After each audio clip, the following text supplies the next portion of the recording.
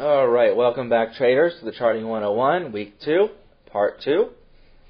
And before we took a break, I had a question about going over the alarm features. So we are going to take a look at the alarms, and I'll show you how to set those up, and how to be notified via email and or text message to receive these types of notifications. Before I do that, I do want to finish the left-hand toolbar, and then we're going to go up into the alarm settings. And the next icon up is the ABC option. Now Virgilio is asking, why will my ABC font label not work? Now when you say your font label will not work, what you do to use the font option is you click on the ABC icon. That opens up this window here.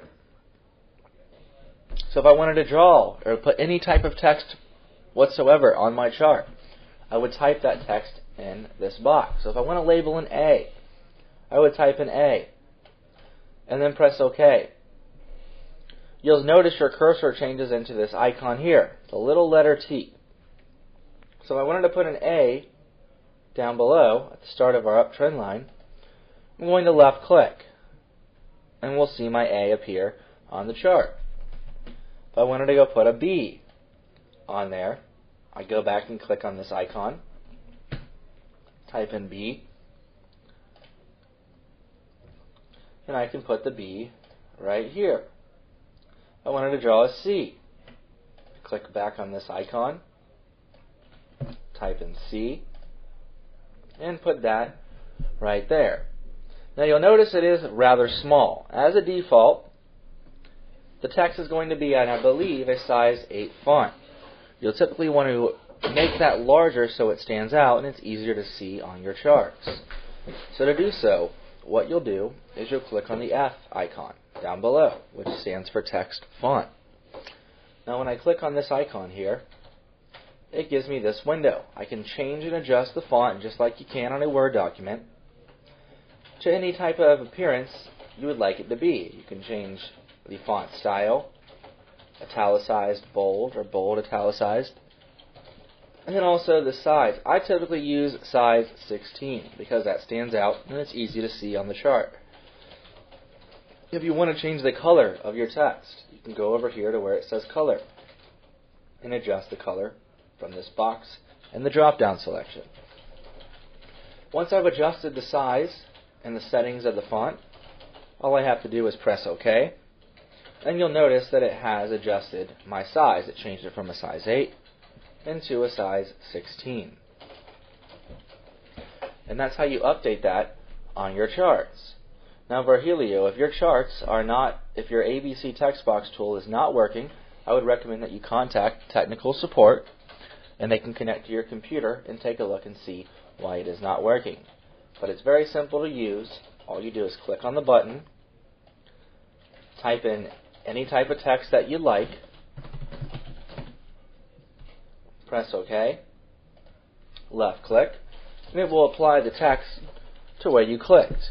Now after you type text on your chart, you can then left click on it and you get this option here where these little boxes appear. What I can do from here is right click. I can modify the text by choosing edit. I can delete the text by choosing delete. I can delete all text that's currently on this chart by choosing the delete all option. If I wanted to duplicate the text, I can click on duplicate.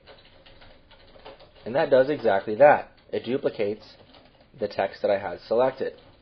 If I wanted to modify the font, from here, I can go to font, choose change, and this familiar window will appear where we can go and adjust the size of our font. Now, the next icon that we have down here on the left-hand side is the ABC X out. That's what I call it.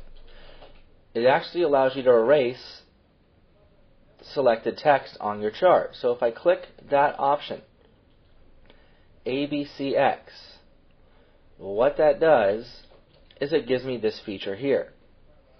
Now you cannot see that because it put it on my left monitor, so let me adjust my window so you can see exactly what I'm looking at here.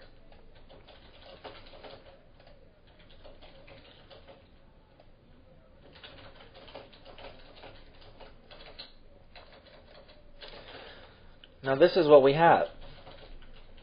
This is the feature. Now what this allows me to do, if I want to delete all text, I just click delete all. If I only want to delete the uptrend line text, I select it, choose delete. If I want to delete the other uptrend line, I select it and choose delete. Now once I'm done deleting the selected text, all I have to do is click on exit. Let's go back over to the chart now. And look what happened. It only removed the text that I told it to, which was the uptrend line. And that's how the ABCX icon works. It lets you delete selected text, so you don't have to delete everything all at once.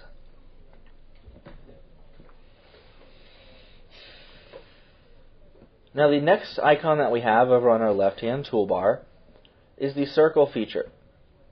This allows us to put circles on our charts. And R.A. Jason is asking how many monitors do I work with. I work with 2 monitors. I have 2 monitors here at the office, and I also have 2 monitors at my house. It helps increase my productivity, allows me to have a trading platform on one page and charts on another. Sometimes I'll even expand my charts across both monitors so I have a better view of different currency pairs. But monitors are so cheap nowadays, you can really, some places you can get a monitor for under $100. And if you're using a laptop, all you have to do is plug in your monitor directly to your laptop, and you can expand your monitors using your laptop monitor as one monitor and then your physical monitor as the second monitor. And all modern laptops nowadays have a monitor port on the side of them, which allows you to do just that. And it's very easy to adjust from 1 to 2.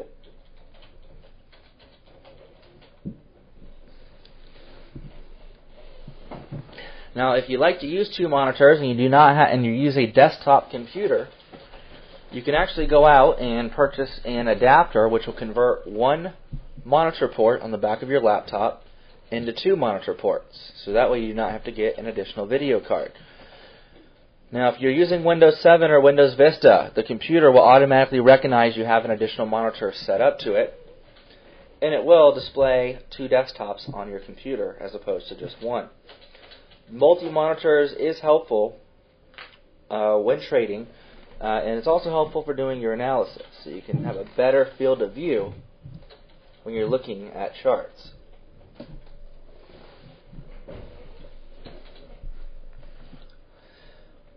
So when I use the circle tool, I left click and I go to use. So if I want to put a circle across highs, the higher highs, I can do so just like this. You can modify your circle tool by left clicking on the icon, going in here to parameters. You can have the outline color. You can change the color that it's outlined. If you want to have a fill color, so it's yellow, which will look like it's highlighted, all I have to do is check that box for fill. You can change the thickness of the line just like you can for your trend lines and your horizontal lines. If you want to use time and use price, you can have those options here selected. And if you want to keep those options, you choose Save as Default. That way, the next time you go and draw one of these lines here, the circles, it'll automatically keep those settings saved on my chart.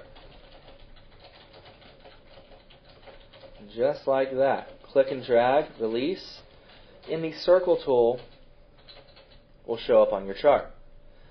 Now if I wanted to delete these circles from my chart altogether, I can go over here and left click back on circle. Scroll down to where it says erase all. And that instantly removes every circle feature that I have on my charts instantaneously. Now the next option that we have on here is an ellipse. An ellipse is considered an elongated circle. It's not a perfect circle, it's like an oval. when I go to use the ellipse tool, it draws an elongated circle, just like this. Now, you can actually draw a circle with it, but you can make a vertical circle, you can make a horizontal circle. Pretty much however you want to draw the circle, you can use the ellipse tool. When you use the circle, it will always make it a perfect circle. The ellipse tool allows you to draw ovals, elongated circles, vertical circles, and horizontal circles. So it's just another option for you to utilize on your charting software. Now the last icon that we have over here on our left-hand toolbar is our styles window. I call this the color palette. The charts call it the styles window. I think the color palette sounds better and it makes more sense. I refer to this as an easel, or as the little, not an easel, but the little, you know when a painter is painting, such as Bob Ross, who used to paint back in the day. He's no longer here, but if you ever seen Bob Ross's painting shows, he has that little circle thing, I don't know what it's called, with the different colors of paint. And when you go to choose your color, you just dab, it's a palette. I guess that's what it's called. So, and this is very similar to that for the charts.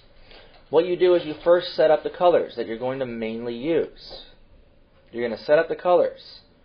Now, as a default, yours is only going to have one black line in there if you have not set this up before. So to set up your color palette, the first thing that you'll do is you'll right-click on the first line there and select Add. And you're going to notice down below here, it added an additional black line. So if you think you're going to use only 5 colors, then right-click and go to Add and do that 5 times. And what I'm doing, if you look down below, it's creating all these black lines, thin black lines. So when it does that, after it does that, the next step is to go and customize the colors that we'll most frequently use. So to do that, I'm going to click on the first black line and right-click and select Color. My color window will appear. Now these are the colors that you have to choose from.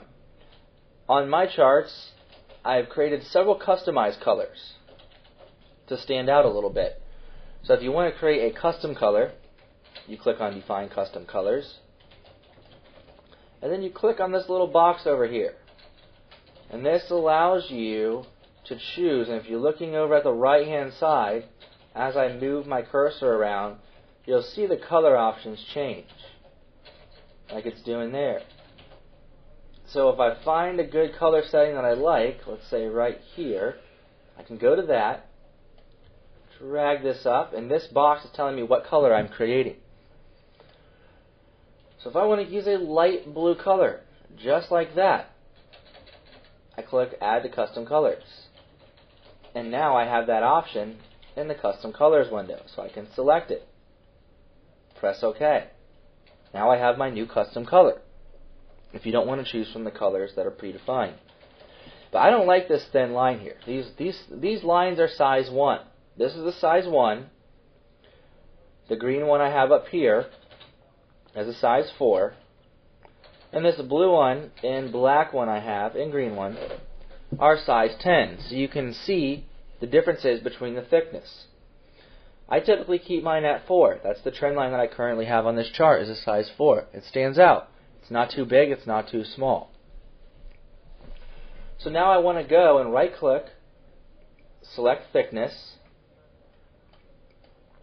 and then go and adjust this. I'm going to make that size a 4, and I'm going to press OK. And you can see that it's now made that line a little bit larger. So the next option, I'm going to go to my next black line that I just created, and I'm going to change the color once more. So I'm going to make another one. I don't need another blue line. So the next line I'm going to create is, let's say, a purplish line, and press OK. Now I'm going to right click on that, go to thickness, and make that a 4, and press OK. And you can continuously do that for all of the colors that you're going to use. Now when I want to use my color palette, let me show you how this works here. When you close the window out, when you close it out, it returns right back to this option here. So when I open this up, I'm going to demonstrate how I use this. If I'm going to draw a trend line, let's say I'm going to draw another trend line. I'm going to select my trend line option, and I have my trend line enabled. That's why I have this little pencil icon on my charts. But now I want to make my trend line, let's say I want to make it that new bluish color. I'm going to scroll over here and select the color. So now when I draw a trend line, it's going to appear as that color. If I want to make another color line, I go back over here. Let's make a blue one, dark blue. I select that and draw that. If I want to change the color again, I can select red and draw that. And that's why the color palette is useful. Because in the past, what you would have to do if you do not set up the colors is draw your trend line. Then you'd have to right click, go to edit, click on the box, select the color, press OK, just to change the color of a trend line that you've already drawn.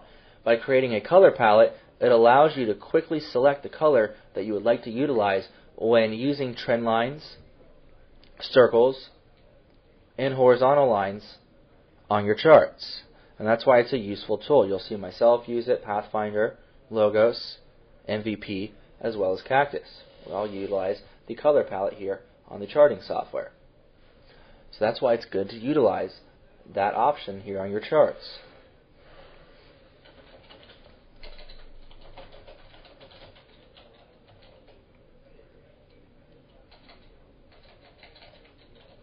Now, if you want to remove any colors that you already have created on here, you just do the exact opposite. You right-click, choose Delete, and that will disappear off of your charts. So that's how you utilize the color palette feature. It will save you time, and it is a helpful function on your MTI 4.0 charts. Now, I have a few questions about going over alarms, how to set the alarms up. Well, your charting software has several types of alarms that are available to you. You have system alarms. You have price alarms. You have indicator alarms. And you have trend line alarms. Now, in the week 3 class, we're going to go over different types of alarm features. Now, what I want to show today is how to set those up to notify you. So to do so, what we're going to do is go to Utilities on our top toolbar and choose the Global Settings option. When I go to Utilities and select Global Settings,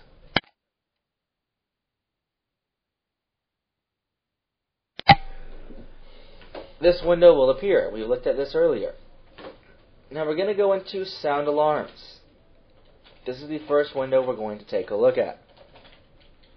In order to receive any types of alerts on your charts, you must have the Show the Alarm in an Individual Window option selected. That's this box right here that I have checked. To the right of this, you have another option, Sound every 5 seconds. Basically what that means and what this does, if you have the Sound every 5 seconds option selected, if an alarm happens to go off and you have your speakers on, you will hear a sound every 5 seconds. So if you have an alarm on your charts, the alarm goes off in the middle of the night, the computer is on the other side of the house, you have your speakers up loud, you will probably be woken up by the sound going off until you come to your charts and close out of the alarm window. Now this could be helpful if you are looking to trade the London session. You're looking to get into an entry and you have a price alarm set on your charts to notify you when the market hits a specific point. So you can take a final look at the chart before making that decision to get into the trade. Having the option for sound every 5 seconds could be useful, because I've used it before. Believe me, if you have that option on, you have your speakers up loud, You're probably not going to sleep through it. I didn't sleep through it. I've set a really annoying sound for the alarm, such as a loud siren going off. And it's pretty hard to sleep through a loud siren going off every 5 seconds until you get up and do something about it. So that's what this option here is for. Now you have the option right here, show the alarm in the alarm list window. That will give you a window where if you have multiple alarms going off, they'll all go into that specific window here. I prefer to use the show the alarm in its own individual window, so I can keep them separated. Down below, in order to hear an audible tone, you have to choose the option sound alarm. You have two options to choose from, speaker and play WAV file. If you choose the speaker option, you're going to hear a default beeping tone, just a standard beep. I prefer to use the play WAV file option. By utilizing the play WAV file option, it allows me to customize the type of sound that I'll hear when the alarm goes off. Now when you choose the play WAV file, what you'll want to do is click on File Name. That's going to open up into a folder on your computer titled Windows. Now once this folder launches, you're looking for a folder within this window titled Media right here. And this is on everyone's computer. Everyone's computer will go bring you to the exact same thing. But you have to find this file titled Media. This is where all of your default .wav files are stored at on your computer. Now what I mean by default .wav files are the sounds that you hear on your computer when you log on to your computer, when you turn off your computer, when you have a pop-up being blocked, if a program has an error on it. All sorts of those types of sounds that you hear on your computer. This is where they are stored, under the Media folder within the Windows folder.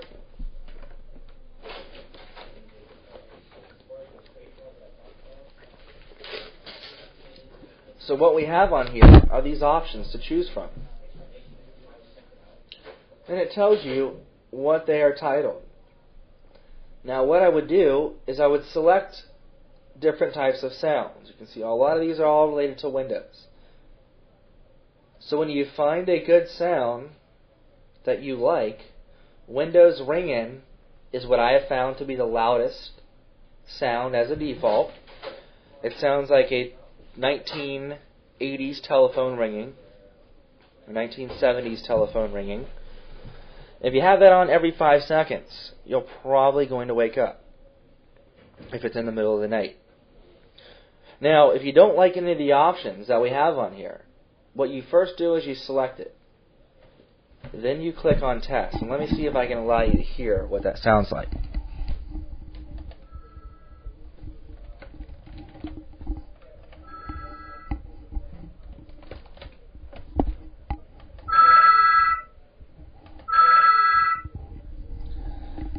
And you can see that sound that went off there. It's rather faint, but I had to turn up my speakers so I could hear it. If you do not like any of the sounds that you have to choose from, there are literally thousands upon thousands of free .wav files available to download all over the internet, and they're as easy to find as just going to Google or Bing or Yahoo, whichever your preferred search engine is, and just typing in download free .wav files. That's where I've gotten all mine from that I use on my computer at home. And if you have a favorite TV show, a favorite movie, there's more than likely going to be WAV files from that you can utilize for your alarms.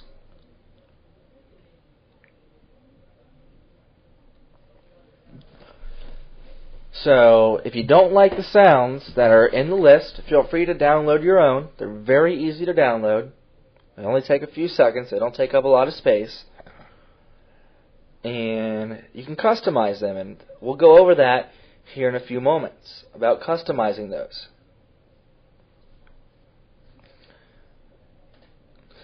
So PD Fisher wants to see the alarm settings again, so you go up to Utilities.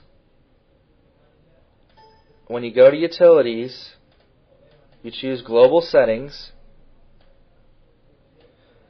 You go into the Sound Alarms tab.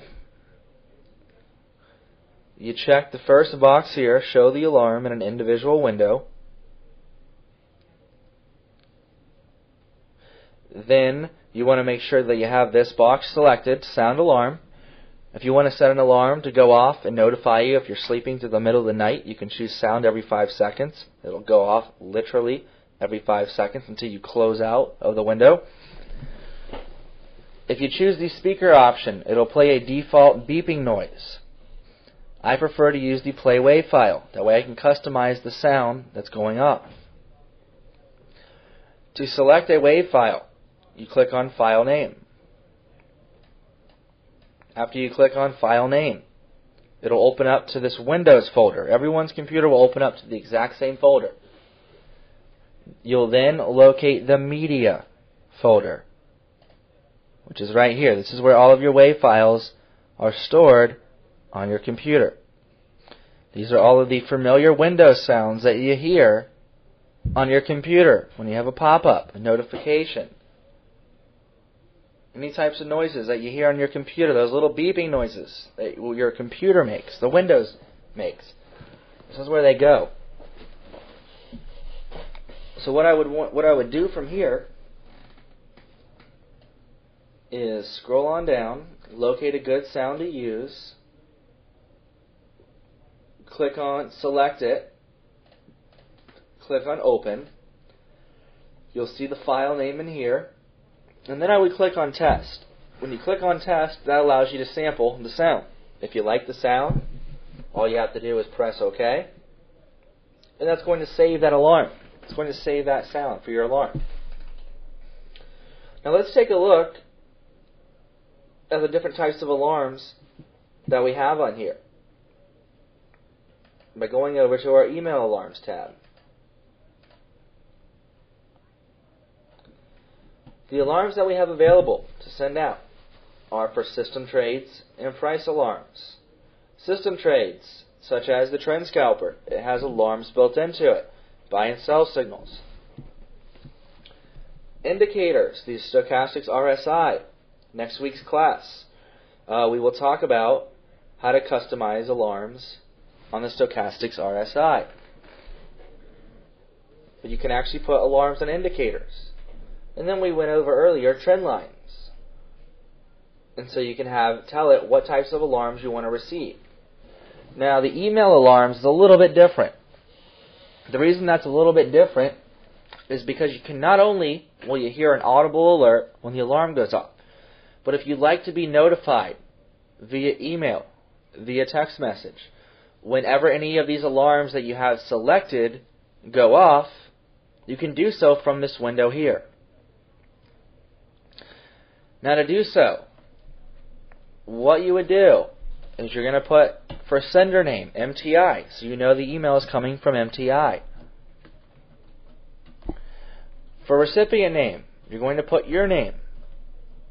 For recipient email, if you want to receive these alerts via email, you're going to put your email address.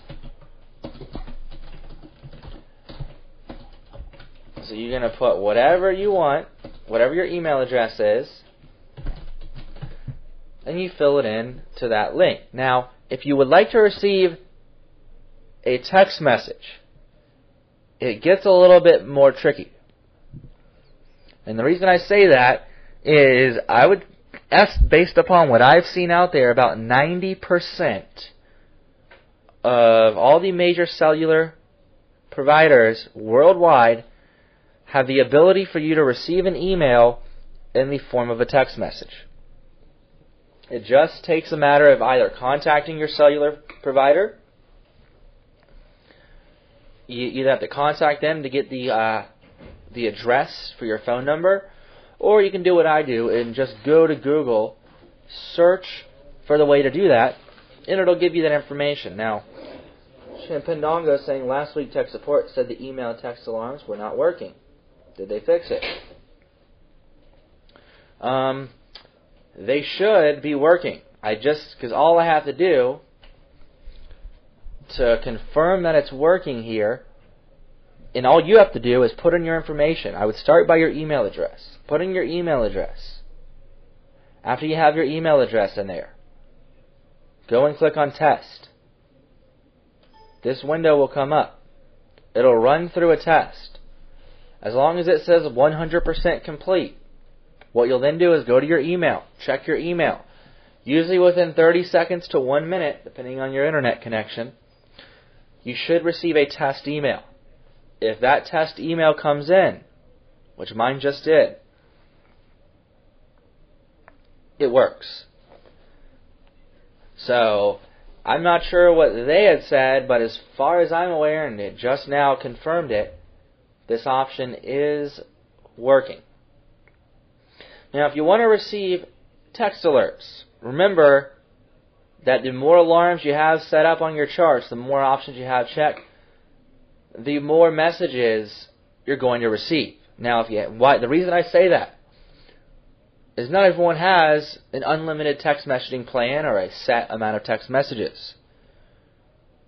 And if you don't have any type of text messaging plan and you choose to receive text messages, the rates can add up fairly quickly.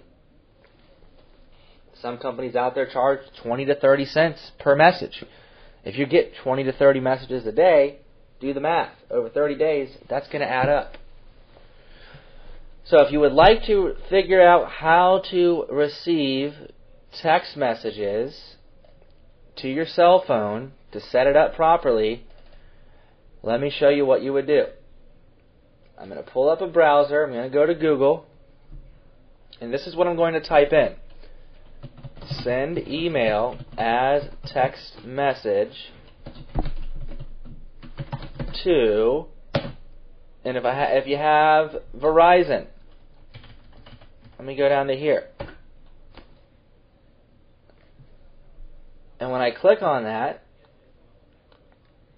sometimes you have to look a little deeper for the address.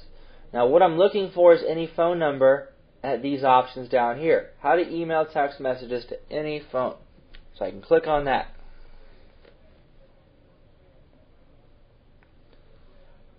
Now what I would do is scroll down to the list here, and here's a list. You put in your 10-digit phone number, excluding the 1, if you're in the US or Canada. So it's just your 10-digit number, not the 1 in front of it. For Verizon, it would be 10-digit number at vtex.com. T-Mobile, 10-digit number at tmomail.net. AT&T, 10-digit number at txt.att.net.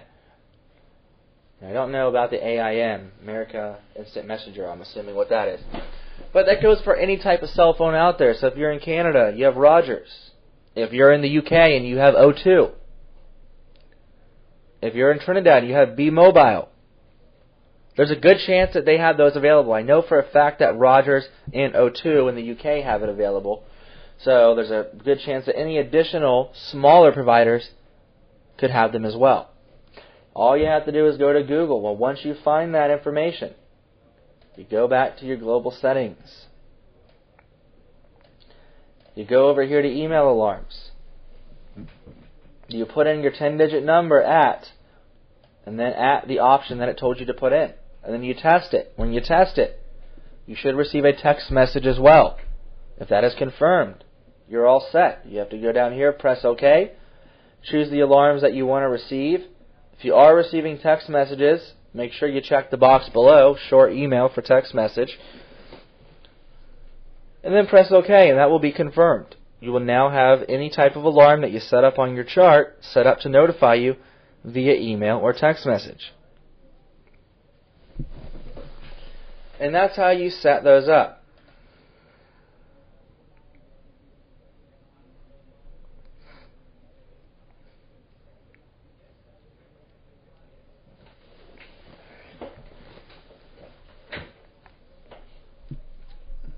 Now, on our charts, on the charting software, we have different options for alarms, how to set up alarms on our charts. Now, we just went out how to be notified by alarms, but to set a chart alarm on your chart, all you have to do is right-click anywhere off of a candlestick, scroll on down to where it says Chart Alarm, select New, and when I do that, I have my cursor back. So now what I'm going to do is left-click, and look what happens. A little red arrow appears over on the right-hand column. Now when that red arrow appears, I can left-click and hold and drag this anywhere I want it to go. And what that will do, if I release it right here at 143.27, well, let's put it up right there at that past high, 143.50. Whenever the market comes down to that price point, an alarm is going to go off. A little window is going to go off. And we talked about earlier how to set up those alarms, the audible alerts. So I have a chart alarm on there right now. It's a price alarm. So when the market hits that point, if and when, a little window is going to come up telling me my Euro USD 4-hour time frame just triggered a price alarm. Now, one of the nice things about price alarms is you can modify and customize the sound for each price alarm just by right-clicking on it, going over here to select sound, and you can choose a custom sound by selecting the option Select File, and I can choose a custom sound from my media folder or from a WAV file that I downloaded for free off the internet. So when that alarm goes off, I can hear a freight train. I can have another alarm going off. That can sound like wind chimes. I can have another alarm going off that sounds like a Louisiana jazz band if I wanted to. You can customize these alarms and these sounds so you can differentiate between them without actually physically looking at your computer by having different audible tones. Kind of like how cell phones nowadays give you the option to customize ringtones for different callers. On my cell phone, I have about 20 different ringtones for people that I speak with. So when I hear my phone ringing, I know who's calling before I even look in my pocket. Same thing goes for these types of price alarms. When a certain alarm goes off, if you've customized the sound, you'll know exactly what that alarm is coming from. So after you select your file, you click on Test. If you like the sound, you click on OK. And then when the market comes down and hits that price, you're going to hear that specific sound that you set up go off. That may differ from your default sound that you selected in your Utilities and Global Settings options. To remove a chart alarm or price alarm, all you have to do is right-click, choose Delete, and that'll take that alarm off your chart. And you can see it's now gone.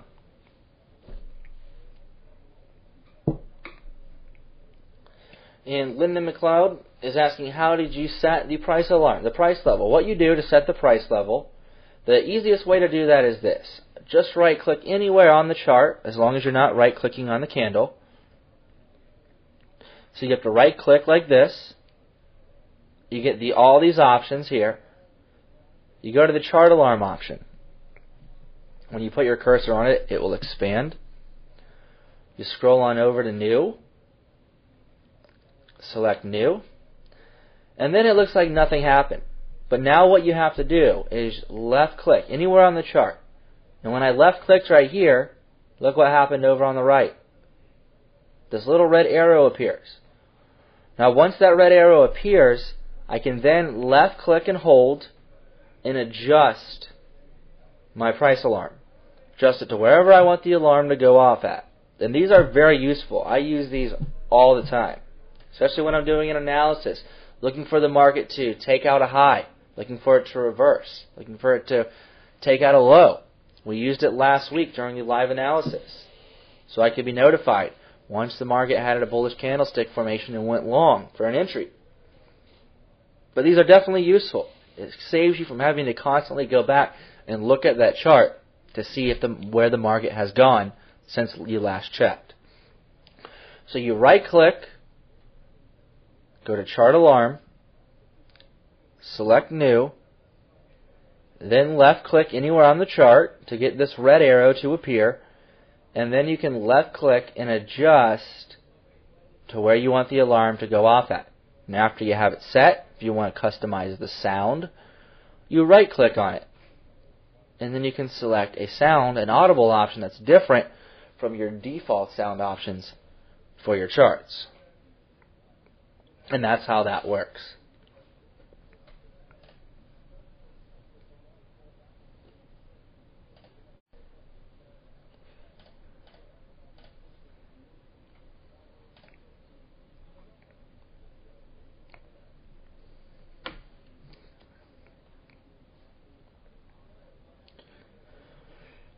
Alright, welcome back traders to the Charting 101 Week 2. We're going to start wrapping things up here in this last final segment here.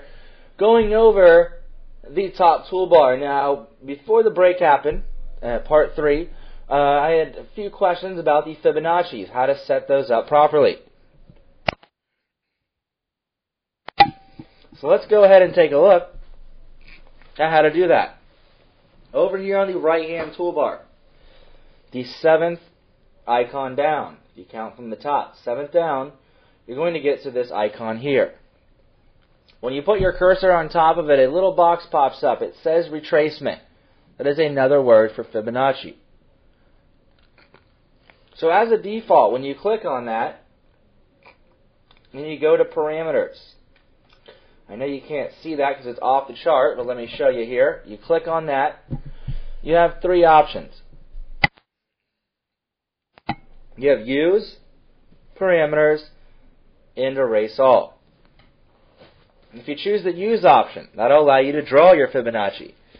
Before you use your Fibonacci, it is recommended to adjust the colors by going into Parameters so they're easier to see and you know exactly where the bounces will go to. So if it bounces off a red, you're expecting it to go to another red. If it bounces off of a green, you're expecting it to go to another green, and so on. So if you have not updated this, as of yet, you click on your Fibonacci tool over on the right-hand side, and then you choose the option that says Parameters. Now from here, what you'll do is box number 1, 2, and 3 remain at red. That's your 382, your 50, and your 618. Box number 4, you want to change that to blue. So to change the color, you click in the box, and you're going to select the blue. The blue I use is 5 across and 4 down.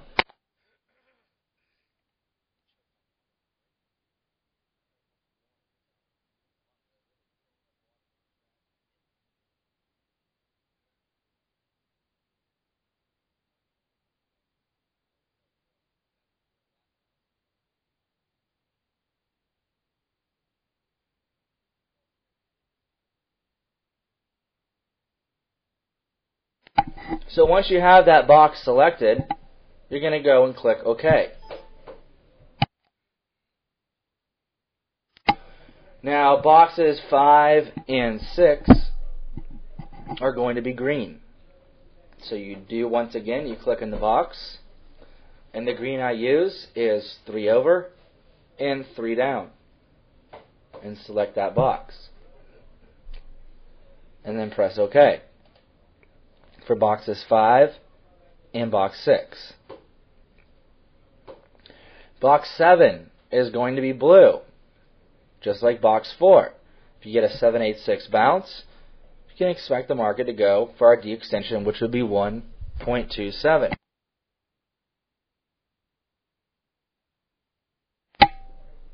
And then box 8 is going to be red, which is the default color of all of our Fibonacci retracement values. Now, one thing you will want to do is uncheck box 9. Box 9 is unnecessary to have. And let me explain why. When we see box 6, 7, and 8, they have a little negative next to it. The way this program works, when there is a negative next to it, that is considered a 1. That's just how this feature is set up. I've tried to modify it, removing the negative, and it does not allow me to do so.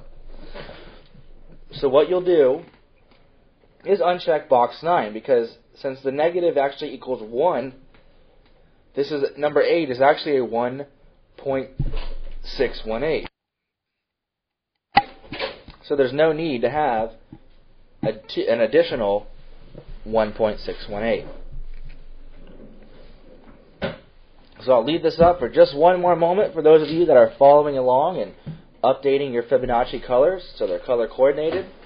And that way they expand and stand out much clearer on the charts. Now you have other options up top that you can choose from. Extend to end, if you have that option selected. What that will do is it'll extend your Fibonacci line all the way across your chart, out indefinitely.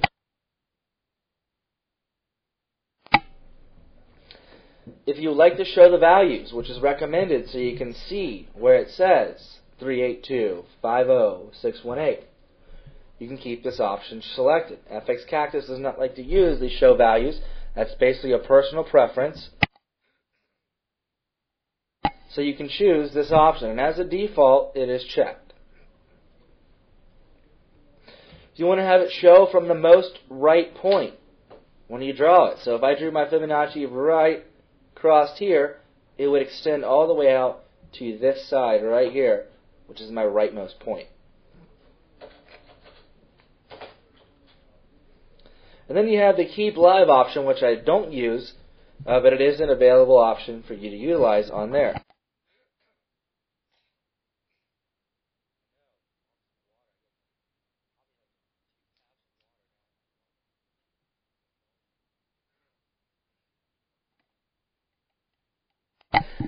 So these are your options that you have available to you. Now line thickness. As a default, I keep it at 3. That way it stands out. It's not too thin and it's not too large. Now after you have those options selected, you're going to choose Save as Default. Make sure you choose the Save as Default and not Save as New option. That way, every time you go to utilize your Fibonacci tool, all of these settings will be reflected when you go to draw out your tool.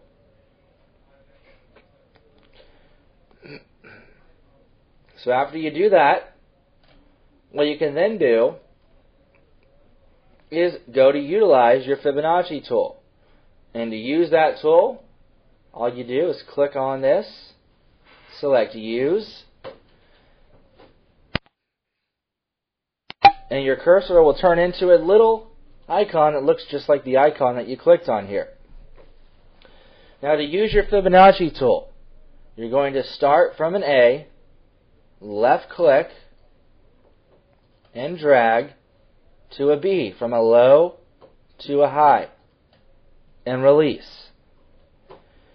Now there's two ways to use the tool. You can draw it manually like I just did, or you can be precise with the tool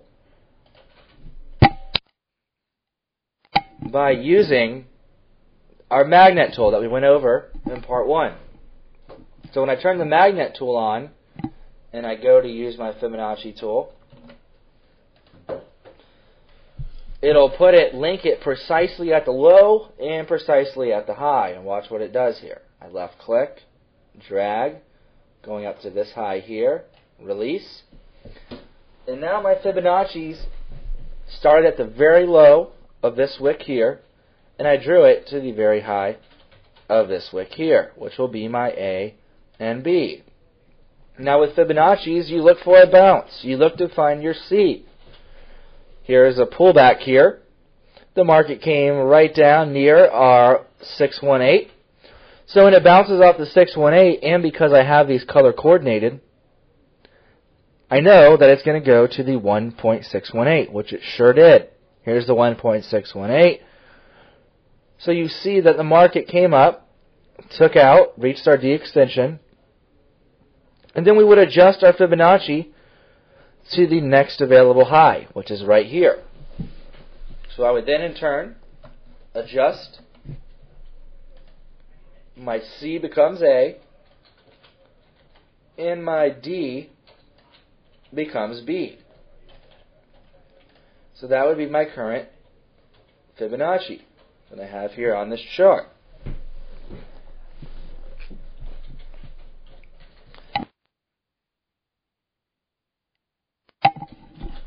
So that's why having it color-coded is much easier to read and much more helpful.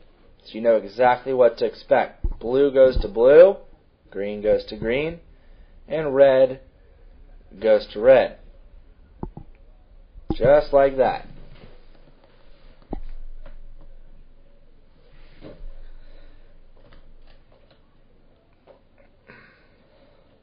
So now let's go over the top toolbar that we have on here.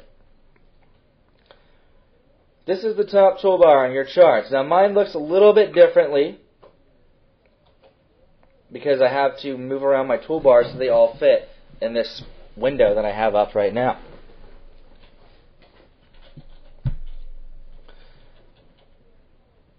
And Paul Lambert 1, you're asking, why do I get a 0 on the countdown next to the red arrow? If you're getting a 0 on the countdown, there's a chance that you possibly have a corrupt chart. And I would recommend that you connect to tech support. They're still available for the next 20 minutes or so. And I will give you the link, which will let them connect into your computer and take a look at that. But that's what I've seen in the past. If you don't have a live countdown and you have it turned on, there's a chance that there might be something corrupt within the chart. So let's continue on with the top toolbar and go over some of the features that we do and do not use. The first option that we have up here is New Symbol. New Symbol. That allows you to create a new symbol on your chart. Now the only time when I click on that, this window comes up, the only time you would ever need to create a new symbol, such as Euro USD, GBP USD, is if you accidentally deleted the symbol off your chart altogether, where you can no longer create a Euro dollar chart, or you can no longer create a pound dollar chart. Now, it has the option available here. What I would recommend that you do, in case you cannot find a currency pair on your chart anymore, is to connect into tech support and let them create it for you, because if you don't know how to do it properly, you can modify and mess up the way the data comes into the charts. But I will just give you an example of how I would go about doing this.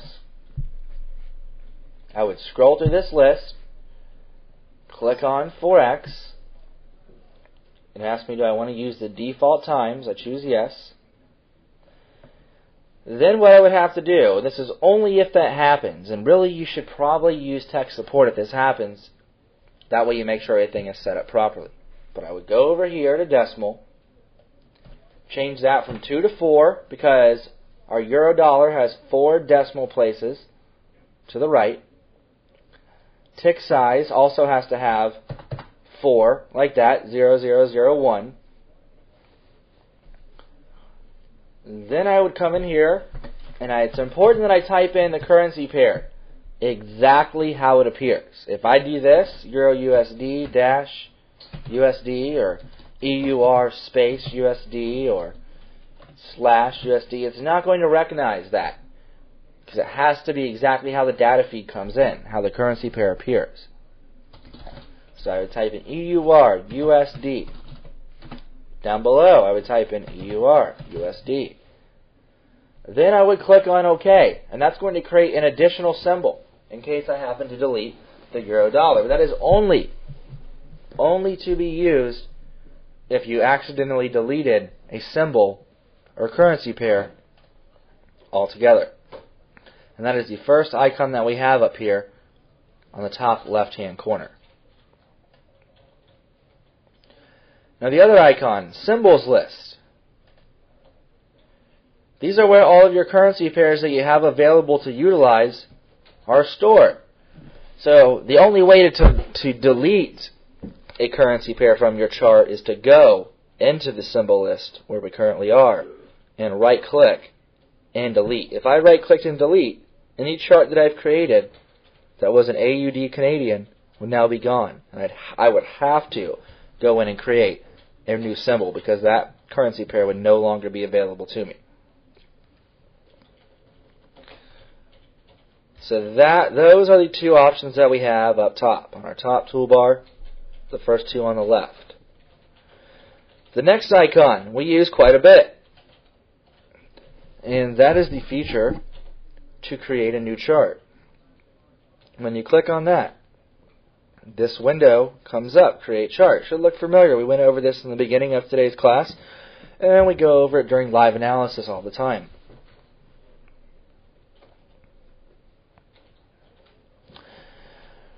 So in here, what you do to create a chart, you select the currency pair you want to create, you type in the time frame, a known period, and you select D and W for your highest, your next and highest period, respectively.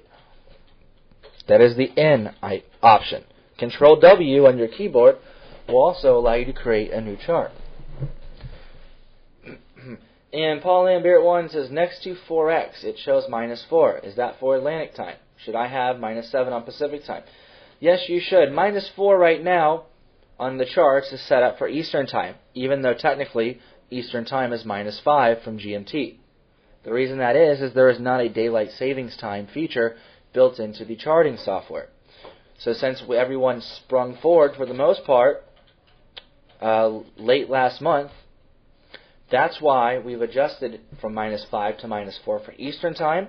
For Pacific time, we adjusted from -8 to -7. So you are correct. -7 should be for Pacific time. Now the next icon we have on our top toolbar is our chart list. You're welcome, Paul. Chart list. We went over this earlier as well. By clicking on this icon here, this is where all of your charts are stored after you create them. If you look on the right window here, this is every chart that I've created on my charts. And if you double click on real time, it organizes them per currency pair in the respective folder.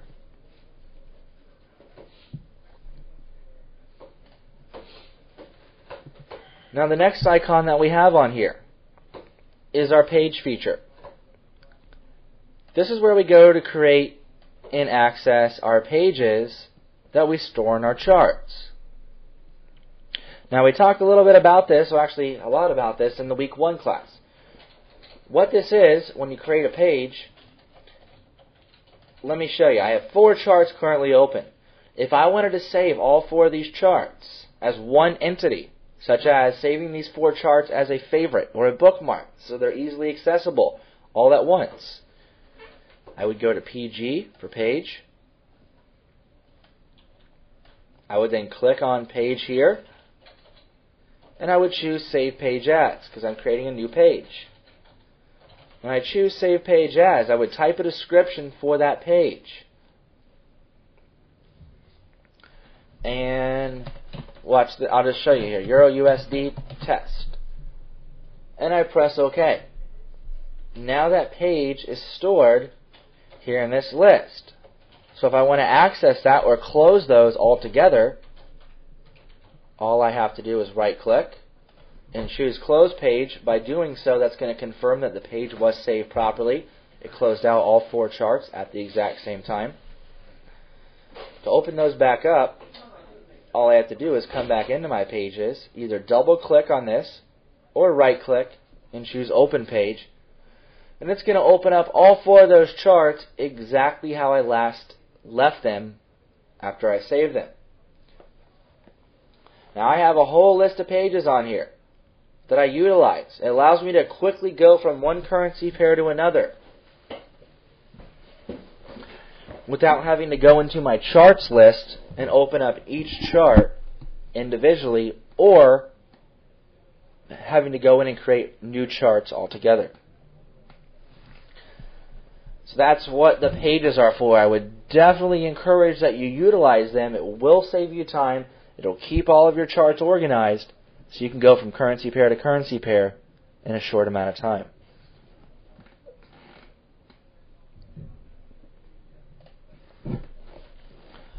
Now our next icon that we have on our top toolbar is our open chart list. When I click on that, this gives me a list of every chart that I currently have open. And you can see I have these 4 Euro USD charts open in multiple time frames. And this is what I use when I'm doing the live analysis to go from one chart to another in real time. And let me show you. If I open up, I have maximized a 2-hour chart. If I wanted to go to a 4-hour chart, all I have to do is click on that, and it pulls open a 4-hour chart. If I want to go to my 1 hour, I click on that, and it instantly pulls up the 1-hour chart without me having to go and minimize and go to the other chart and then maximize. So if you think you're missing a chart, sometimes if you minimize a chart, let me show you for instance. If I minimize that chart and I had it looking like this, it looks like I only have 3 charts up. So what I will do is go to my chart list and see which one's missing. You can see here I have a 2-hour, 120, 240, and a daily. But my list says I have 4 open. So it looks like I'm missing my 1 hour. So I can click on that here. When I click on that, what it does is it pulls that chart up. Watch this. There's my 1 hour. And it pulled it back up. So that's another reason that the open chart list can be useful for you to utilize. I use it every single day.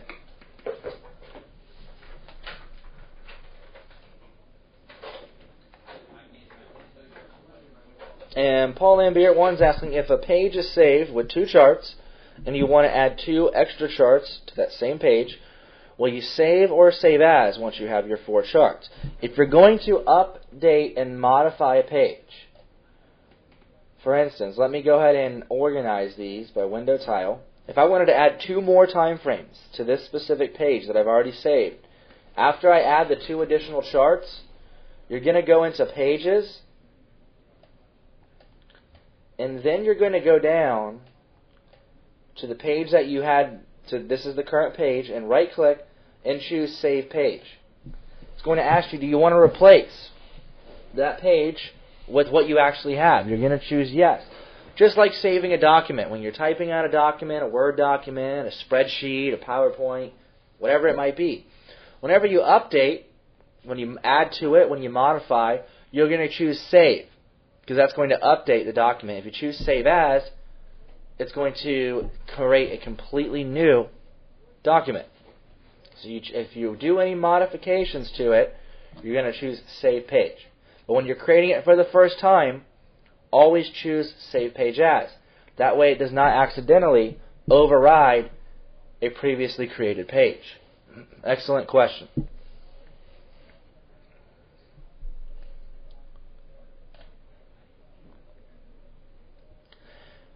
Now the next icon that we have on here, and you're welcome, Paul.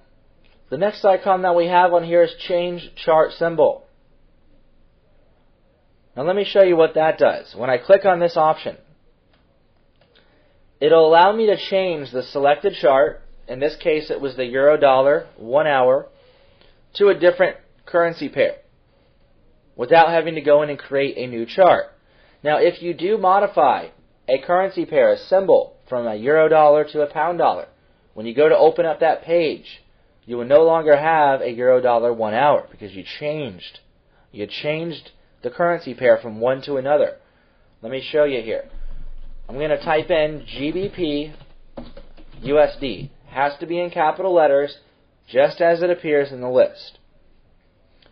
Then I'm going to press OK and watch what happens.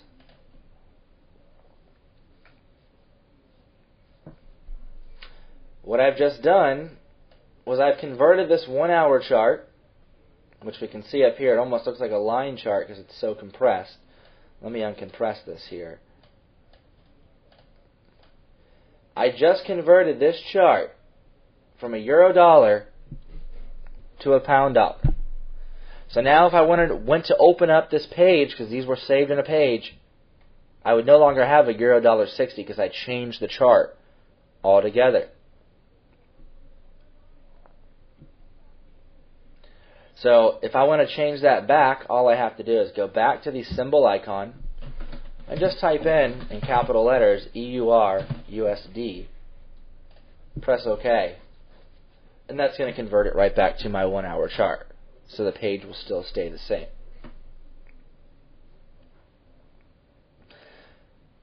Now the other option that we have on here, the All button, that's going to change all chart symbols. So if I clicked on this and typed in GBP USD, that's going to change every chart that I currently have open, which are these 4 charts here, from a euro dollar to a pound dollar chart. That allows you to convert a currency pair from one to another. It does not duplicate it, it completely changes it. So if you only had these 4 euro dollar charts created, and I change this to GBP USD, I will have 0 euro dollar charts now because I converted them into a pound dollar chart. So that's what that option is for. Now you may be thinking, well, why is that option even there? Well, you can see here in this list, when I go to my pages, when I go to my page list, I have several duplicate pages. Look at how many euro dollar pages I have. I have 4 of them because I create these for demonstration purposes. Now, I don't need to have 4 euro dollar pages. Some of them are identical to one another. So what I could do if I wanted to is go to my All button up top and convert all of these charts into a currency to a page I do not have. Maybe a pound Swiss chart or an Aussie New Zealand. I think I have that on here. Now once I would do that, once I change those, then I could go and rename the page. That was originally Euro USD test. Because I don't need to have all these duplicate charts on there, even though I do. So that is really one of the only reasons why you would use the All button, if you wanted to convert one currency pair to another. Well, remember, when you're converting, it's not duplicating, it's changing it altogether. Now the next icon that we have on here is time. Change chart time frame. And it does exactly that. It allows you to change the time frame of your selected chart. For instance, I currently have the euro dollar 60-minute chart selected. When I click on the other chart, you'll notice that it becomes a little bit darker. So I have this chart selected. If I click on the time button, this window opens up. This will allow me to change the time frame. So if I wanted to change this from a 1 hour to, let's say, 15 minute, I just replace the 60 with 15. Press OK. And now I just turned a 60-minute chart into a 15-minute chart. And remember, if you're modifying charts like this, not creating a new one, when you go to open up your page that you saved previously, those changes will be reflected. So that page will no longer now have a 15-minute chart in it. It will now have no longer have a 60-minute chart in it. It will now have a 15-minute chart saved inside of it. Now this little icon down at the bottom right, the TF button, will do the exact same thing. It will allow you to go back and change it back to 1 hour. Just like that.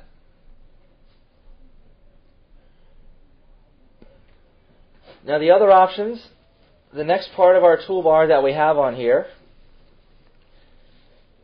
is going to be these options. Over here on the right, yours is going to be right next to one another. I had to spread mine out just a little bit. Now these features right here we will not use. Edit last bar and insert bar. You should have no reason to have to edit the parameters and the values of a candlestick, but it's there just in case. I've never had to do that over my 3+ years of using these specific charts. But it is there just in case. Next icon, inserts bar. You should have no reason to have to insert a candlestick on your chart, but there is an option there to do so nonetheless. The next icon that we have on here is our compress and decompress options. These do the exact same thing as bringing your cursor down below, left clicking, and doing this. Let me show you. Every time you click on the button with the two arrows pointing inwards, it compresses the chart. Your plus and minus buttons on your keyboard do the exact same thing respectively. Plus to go smaller, minus to go bigger. And that's what the next option does over here to the right. Now this option to the right of that is your increase width option. Increase width. That makes your candlesticks a little darker, more bold is what I refer to them as. And let me show you why I call it bolder. The more you click on that, the darker it looks. And it doesn't really tell me a lot when I have it that way. I don't like it like that because it doesn't really stand out. Can't really see what's really going on.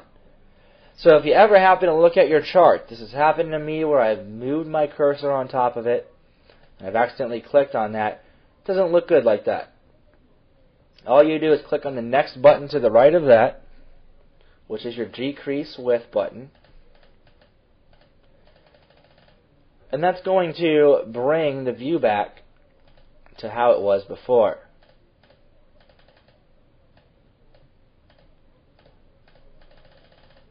And now we have it back to its original appearance.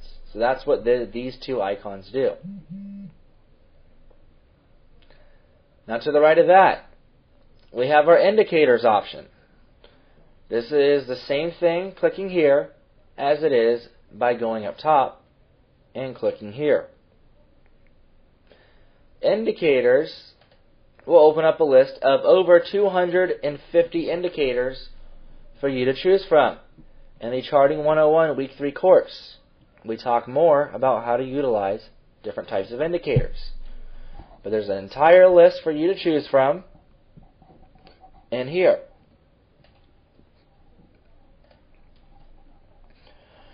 Over here you have the templates option. Now a template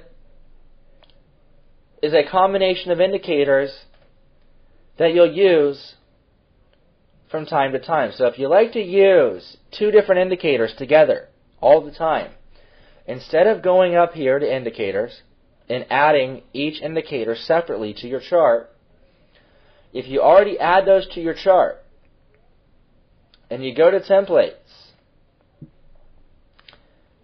let me give you an example here. I'm going to go to indicators and I'm going to add a stochastics RSI indicator and a moving average exponential. So I have these two indicators added. I'm going to click exit, and that's going to apply them to my charts. So now what I can do is right click anywhere on the chart, come down to where it says template, and choose save as new. I'm going to create a name for this. I'm going to call this RSI with moving average. And hit OK.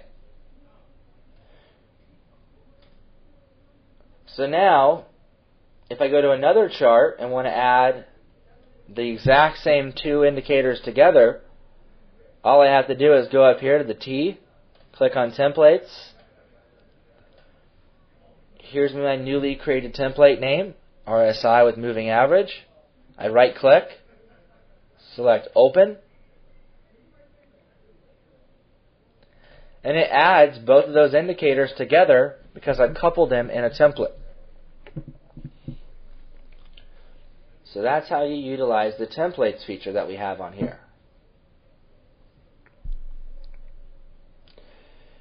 The next icon that we have on here is our systems icon. Looks like a little traffic light icon. Now you can access systems by going into here or by clicking on systems, which is the fifth option from the left on your top toolbar. Either of these options will bring you to the exact same window. This is your systems window here. Now everyone should have a total or a minimum of 9 systems on your chart. So if you click on your systems icon and you do not have 9 systems, let me know and I'll give you the link so you can import the additional systems to your charts. Now you can see here I have a lot more than 9 systems because a lot of these systems I've created. And it does allow you to create your own systems here as well, and we will also discuss that in the week 3 course. And Champandongo, you're saying I only have 8 systems. So let me give you the link here so you can import the additional systems to your charts.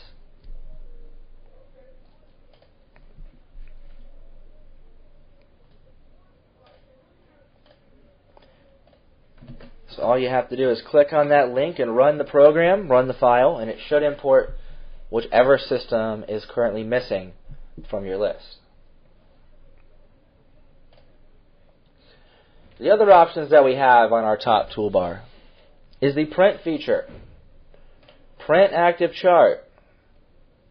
Now when you go to print, be careful that if you have the from date to date option selected, make sure you choose the dates properly. I've seen several people, it happen here in the office where they didn't select the print option, they chose date to date, and they just went back and had from December of 2009 going to December of 2010, and it literally printed out about 400 pages worth of charts. Now that's a waste of paper, it's a waste of ink, so make sure that you are specifying what you want to print if you are going to print out your chart.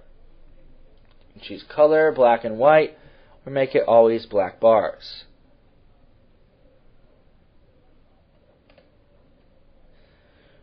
Over here on the right, next to printer, we have our go-to date option.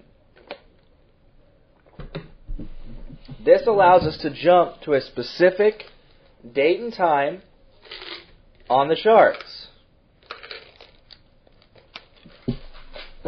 What I mean by that, if I want to jump back and see what this market was doing on today's date, last year,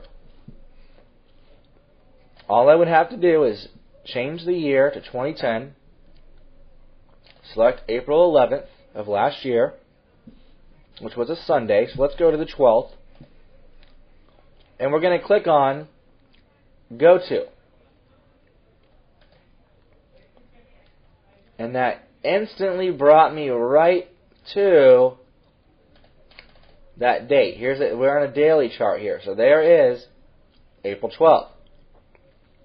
That lets you choose a date and jump right to it without having to drag the chart and scroll back in the past. That can be a little tedious. Now once you go back to that date, you look at that, and you want to go back live, all you have to do is put your cursor back on a little white arrow, left click, and it brings you right back to live in an instant. So that's how you utilize that feature here.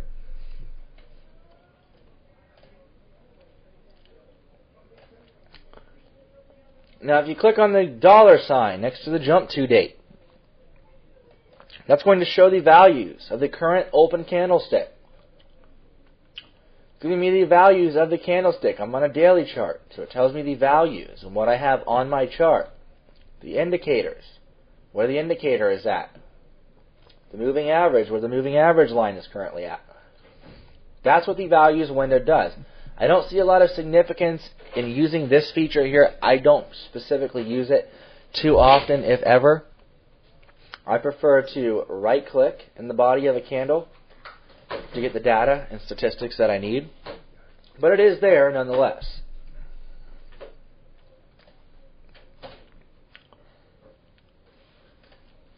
To the right of that is a little ruler icon, Chart Scale Parameters.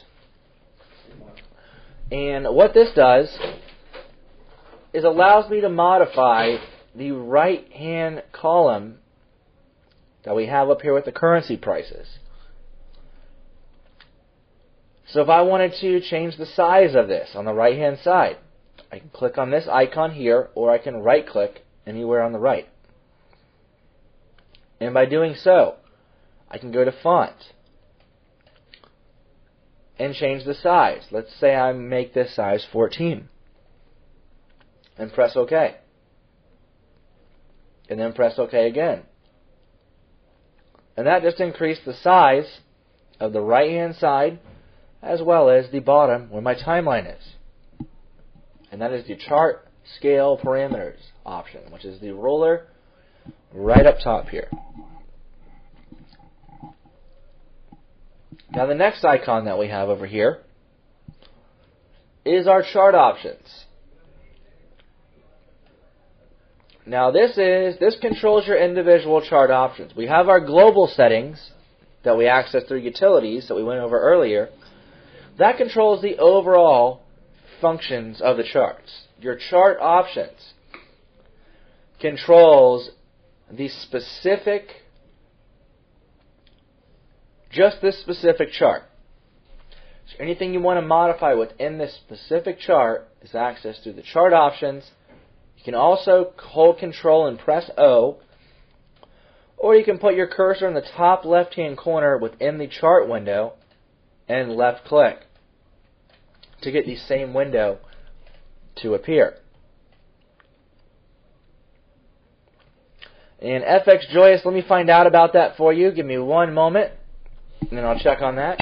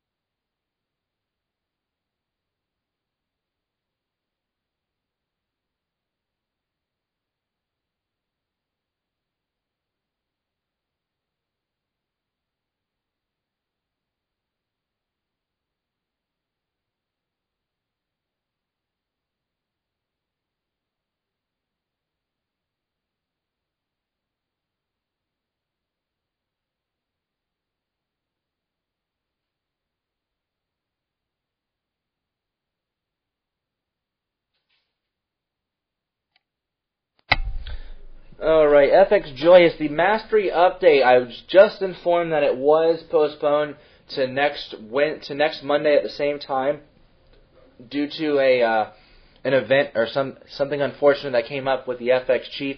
That's all I know. But the Mastery course, and because FX Cactus is teaching the New York class, will be pushed to next Monday. Unfortunately, I was just informed of this. That's why I had to pause and come back.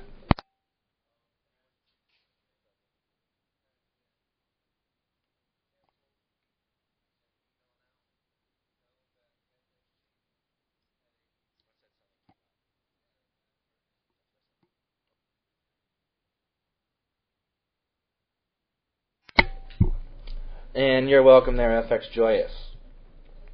So let's continue on here. We only have a few more features to go over and we'll be all done here. Now, the next section on your toolbar, I have this toolbar up top. This actually continues on your charts right after the chart options window. Here's our encapsulation tool. And let me go to a different chart. Here is a 4-hour chart.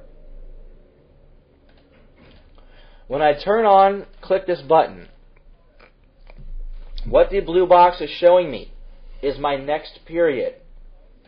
When I go to my time frame options, you'll see on here that my next period is checked for D, for daily. So what I'm seeing on here is one day's worth of market movement within this blue box. Somewhat like making it a big candlestick. Candles within candles.